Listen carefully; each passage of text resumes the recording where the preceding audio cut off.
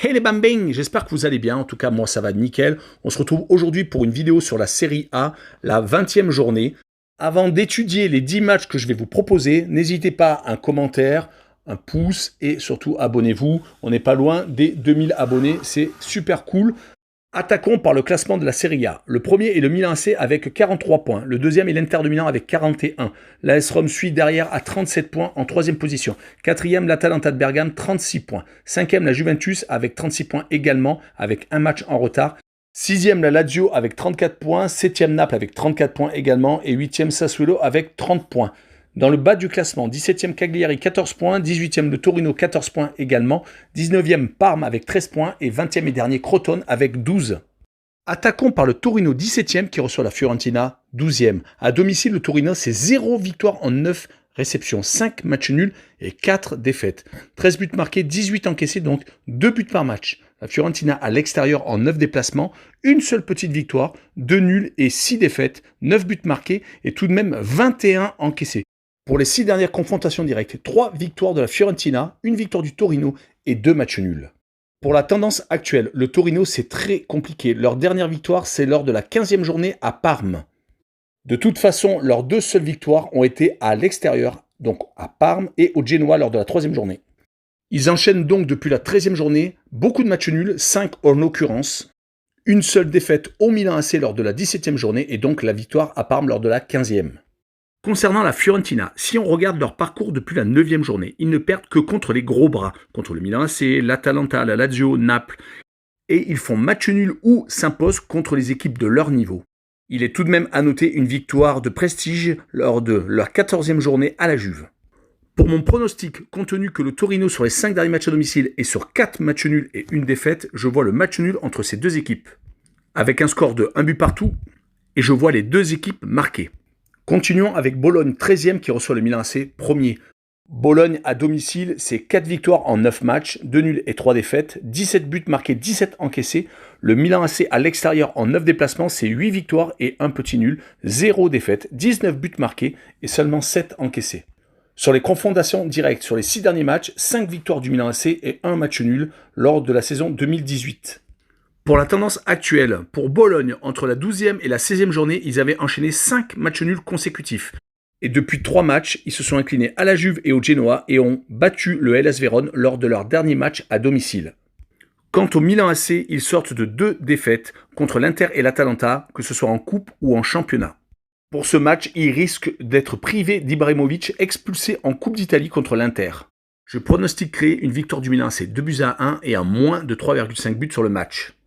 Continuons avec la Sampdoria 10e qui reçoit la Juventus 4e. À domicile, la Sampdoria en 9 réceptions, 4 victoires, 1 nul et 4 défaites. 17 buts marqués et 14 encaissés. La Juventus à l'extérieur en 9 déplacements, 4 victoires, 4 nuls et une seule petite défaite. 19 buts marqués et 10 encaissés. Sur les 6 dernières confrontations directes, entre 2018 et 2020, 5 victoires de la Juve, 4 à domicile, et une à Gênes en 2019 et une seule victoire donc de la Sampdoria en 2019 également lors de la dernière journée de la saison 2018-2019. Pour la tendance actuelle, la Sampdoria c'est pas mal actuellement sur les 4 derniers matchs, 3 victoires, une à l'extérieur à Parme et 2 à domicile contre l'Udinese et surtout contre l'Inter de Milan. Une seule défaite à la Spezia lors de la 17e journée. Concernant la Juventus, sur les 8 derniers matchs, toutes compétitions confondues, Coupe d'Italie, Super Coupe d'Italie et Championnat, il reste sur 7 victoires et une seule défaite contre l'Inter lors de la 18e journée.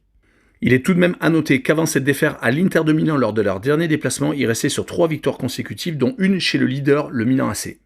Mon pronostic pour ce match est une victoire 3-1 de la Juventus à l'extérieur. Et je verrai le plus de 2,5 buts sur le match.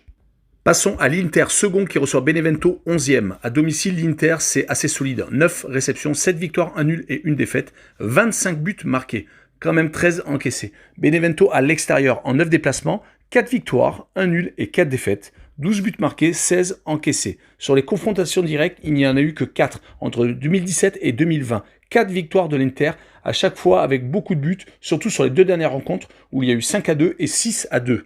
Sur la tendance actuelle, l'Inter depuis le début d'année 2021, c'est pas mal. Une seule défaite à la Sampdoria lors de la 16e journée. Depuis, ils se sont rattrapés avec des éliminations du Milan AC en Coupe d'Italie il y a très peu de temps, la victoire contre la Juve 2-0 lors de la 18e journée et un match nul de partout à l'AS Rome. Côté Benevento, ils ont eu une très bonne passe entre la 13e et la 16e journée en fin d'année 2020 avec 3 victoires sur 4 matchs.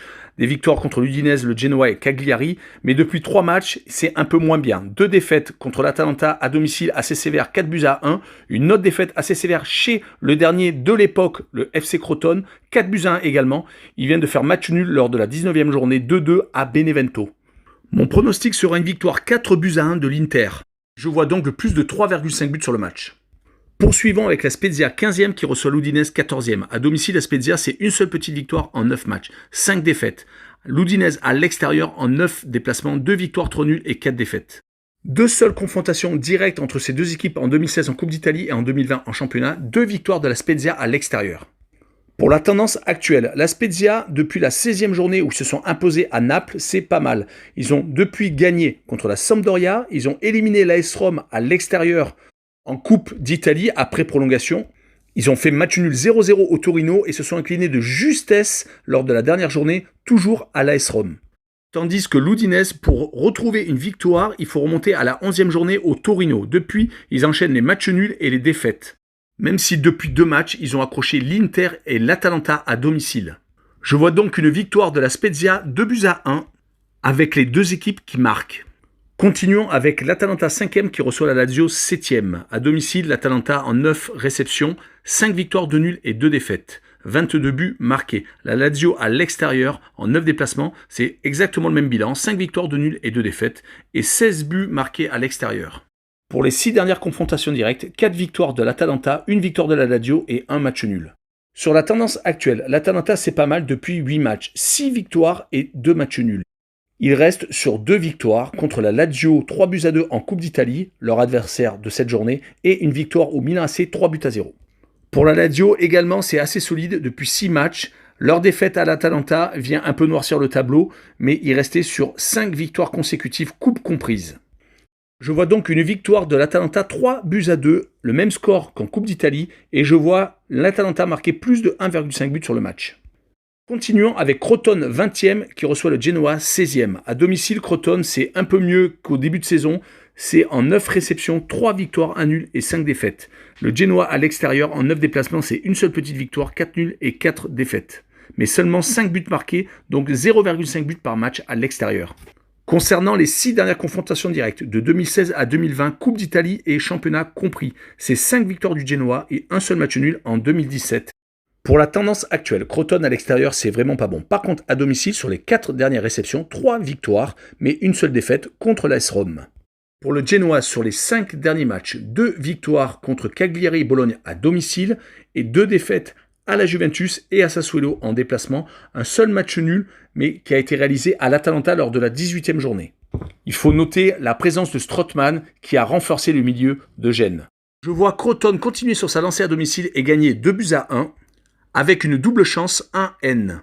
Continuons avec Cagliari 18e qui reçoit Sassuolo 9e. À domicile, Cagliari, c'est seulement 2 petites victoires en 9 réceptions, 2 matchs nuls et 5 défaites. 18 buts encaissés quand même, 2 buts en moyenne.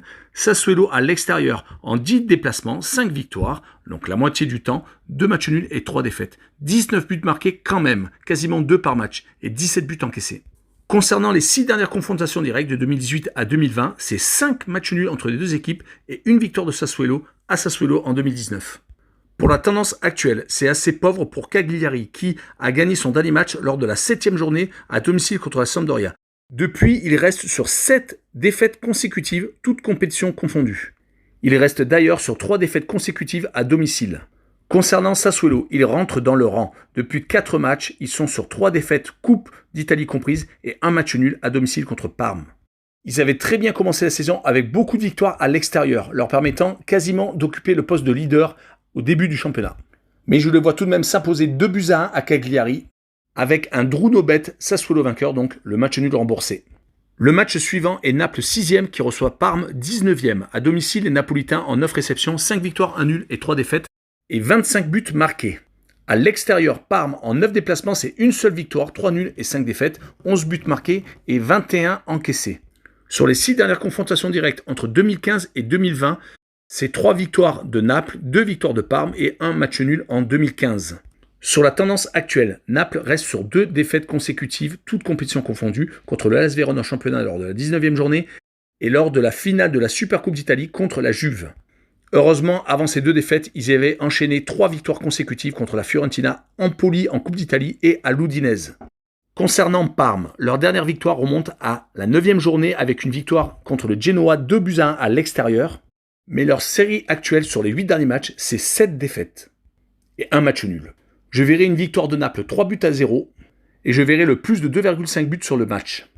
Finissons par l'AS Rome 3e qui reçoit le Hellas Vérone 8e. À domicile, les Romains n'ont pas encore perdu en 10 réceptions, 7 victoires et 3 nuls. 25 buts tout de même marqués. L'Hellas Vérone à l'extérieur en 9 déplacements, 3 victoires, 4 nuls et 2 défaites. Ce n'est pas une équipe qui perd donc beaucoup à l'extérieur. Sur les 5 dernières confrontations directes, entre 2016 et 2020, 4 victoires de l'AS Rome et 1 match nul en 2016 à Rome. Concernant la tendance actuelle, l'AS Rome s'est ressaisie avec sa victoire au finish contre la Spezia en championnat lors de la 19e journée. Il est resté sur 2 défaites contre la Lazio lors du derby et lors d'un match épique en Coupe d'Italie qui s'est terminé par une élimination en prolongation et surtout un 6e changement effectué par l'entraîneur alors qu'il n'avait bien entendu pas le droit, et d'un match nul contre l'Inter de Milan lors de la 17e journée le 10 janvier. Concernant le Hellas Vérone, sur les 6 derniers matchs, 3 victoires, 2 défaites contre l'Inter et Bologne et 1 match nul au Torino. Il est tout de même à noter qu'à l'extérieur, le Hellas Vérone, c'est assez solide. Sur leurs 5 derniers déplacements, ils ont tout de même gagné 3 fois à la Lazio et à l'Atalanta. Ce qui est à prendre en considération. D'ailleurs, je vois une victoire de l'AS Vérone 2-1 à l'AS Rome et je vois donc le plus de 0,5 buts pour le Hellas Vérone à l'extérieur. Voilà, on en a fini avec la série A. Je vous remercie d'avoir écouté la vidéo. N'hésitez pas à un commentaire pour savoir si la vidéo vous a plu et un petit pouce et abonnez-vous. Merci. Ciao les bambins!